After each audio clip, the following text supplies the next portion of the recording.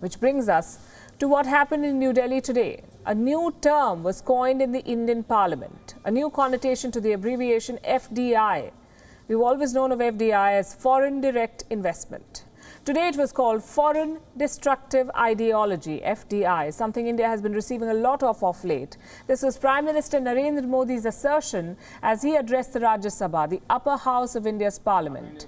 He took a direct aim at foreign forces attempting to influence India and the foreign destructive ideology being deployed to harm the country. He also said that Indians must safeguard themselves against it. मैं चीज देख रहा हूं, देश प्रगति कर रहा है, हम एफडीआई की बात कर रहे हैं, फॉरेन डायरेक्ट इन्वेस्टमेंट, लेकिन मैं देख रहा हूं इन दिनों एक नया एफडीआई मैदान में आया है। ये नए एफडीआई से देश को बचाना है।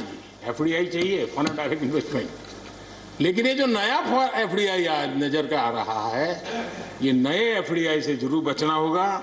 और ये नया एफडीआई है foreign destructive ideology, foreign destructive ideology. और इसलिए इस एफडीआई से देश को बचाने के लिए हमने और जागरूक रहने की जरूरत है। The Prime Minister's remarks come in the backdrop of the farmer protests in India. Just days after the so-called Greta leaks, I'm sure most of you are aware of this, climate activist Greta Thunberg recently shared a document on her Twitter profile, then deleted it. It was a toolkit and a very detailed one. It was for people across the world on how to contribute to undermine the farm laws passed by the Indian Parliament. Now, some say the fact that the Indian Prime Minister himself had to raise it could be a cause of worry. The statement also comes after reports that Pakistan is trying to hijack the farmer protests on social media, mostly on Twitter. The government of India has identified at least 1,178 Twitter accounts.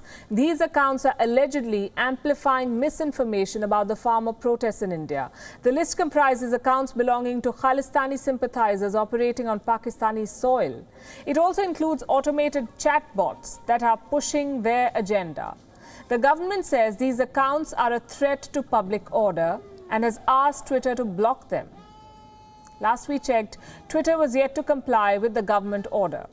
A Twitter spokesperson issued a statement saying, and I'm quoting, "If the content violates Twitter's rules, the content will be removed from the service. If it is determined to be illegal in a particular jurisdiction but not in violation of Twitter rules, we may withhold access to the content in the location only."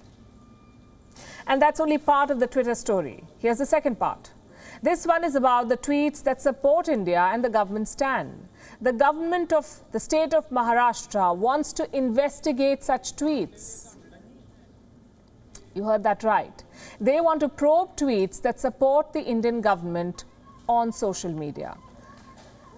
This state is led by a party called the Shiv Sena, which also happens to be a former ally of the ruling Bharatiya Janata Party, BJP. Now, the Shiv Sena government in the state of Maharashtra wants to investigate if Indian celebrities were under pressure to tweet in favor of the Indian government on the farmer protests.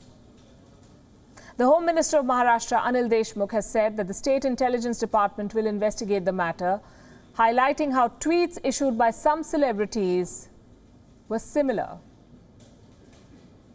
This may be the first such case of tweets favoring a policy being probed. The controversy is set to get bigger. What can we say? Indian Twitter beats Alice's Wonderland. WION is now available in your country. Download the app now and get all the news on the move.